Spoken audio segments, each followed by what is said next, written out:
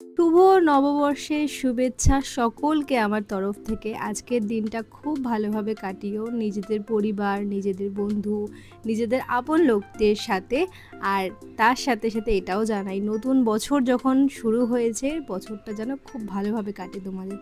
তো সকালবেলা উঠেই আমার পুজোটা সারা হয়ে গেছে, কারণ এখান থেকে আমাকে যেতে হবে আমাদের অফিসে পুজো করতে। এই বছর অক্ষয় তৃতীয়াতে কিছু প্ল্যান আছে, কিন্তু পয়লা বৈশাখে হয়ে ওঠেনি।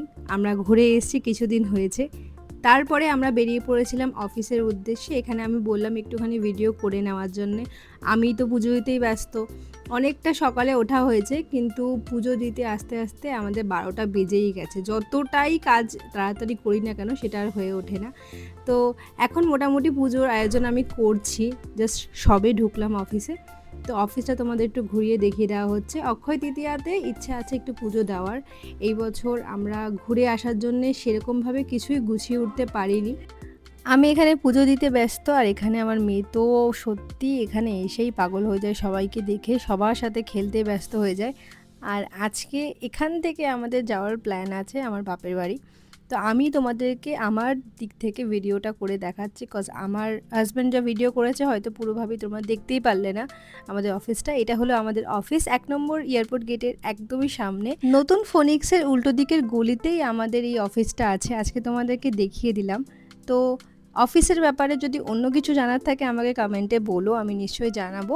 আর এরপরে আমার বাপের বাড়ি গেছিলাম, বাট এতটা পরিমাণে গরম না, সেটা আর দেখাতে পারিনি। ঘরে এসে কিছু জিনিসপত্র আমার হাতে ছিল, সেগুলো রেখে আমি, অনুষা, আমার শাশুড়ি চলে এসেছিলাম গোড়াবাজারে। আর এখানে আসার কারণ হলো, এটা আমার মামা শ্বশুরের দোকান, অহনার গহনা, গোড়াবাজারে আছে। তো আজকে আসার এখানে কারণটা ছিল, আমার শাশুড়ি আর আমার মেয়ের জন্য কিছু জিনিস বানাতে রেখে গেছিলাম, অনেক দিন হয়েছে, বাট আমি ভেবেছিলাম ঘুরে এসে এটাকে আমি নেব। মানে আমরা ডেলিভারি আজকের দিনে নিয়েছি। এইটা হলো আমার মেয়ের জন্য বানিয়েছি। এটা ওর বার্থডেতে দেওয়ার কথা ছিল, কিন্তু কোনো কারণের জন্য সেই সময় আর নিতে পারিনি।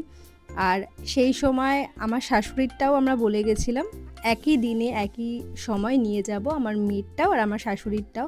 এটা হলো আমার মেয়ের জন্য আমরা নিয়েছি। কিছুদিন আগে হয়তো তোমাদেরকে দেখিয়েছি, আমার জন্য এমনি একটা নিয়েছিলাম। তোর বার্থডের উপলক্ষে এটা নেওয়া হলো। এইবার তোমাদেরকে দেখাবো আমার শাশুড়ি মার জন্য আমরা কি নিয়েছি। এখন বিল হচ্ছিল, দুটো আলাদা আলাদা বিল করেছিলাম আমরা। আর এটা হলো আমার শাশুড়ি মার জন্য। বিল দুটো আলাদা করেছি এর জন্য, তাকে পরবর্তীকালে আমার সুবিধা হয় কোনটা কার বিল সেটা জানার জন্য। তো তোমরাও কমেন্টে আমাকে জানিও কেমন লাগলো জিনিসগুলো। আর বিকেলের জন্য দোকানে কিছু আয়োজন করা হচ্ছিল। আমরা সকালেই এসছি, সকালে আমাদের আসতে বলেছিল যেন হালকার মধ্যে আমরা সব কিছু করে নিয়ে চলে যাই, বিকেলে একটু ভিড়ই হয় গোড়াবাজারের দিকটা। জিনিস নেওয়ার পরে আমরাও কিছু ওখান থেকে গিফট পেয়েছি, যেটা প্যাক হচ্ছে।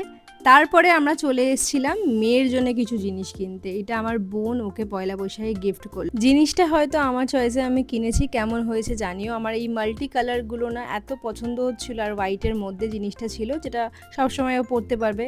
আর ডার্ক কালার হলে না গরমে আমার একটু বেশিই গরম লাগে মনে হয়।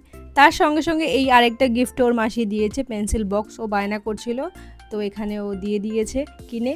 আর তার সাথে সাথে ও আমাকে বলেও দিয়েছে কালকে কিন্তু আমি স্কুলে এটাই নিয়ে যাব। তো আজকের মোটামুটি আমরা এই কেনাকাটাই করলাম। আজকে সকালটা খুব ভালোভাবেই আমরা কাটালাম।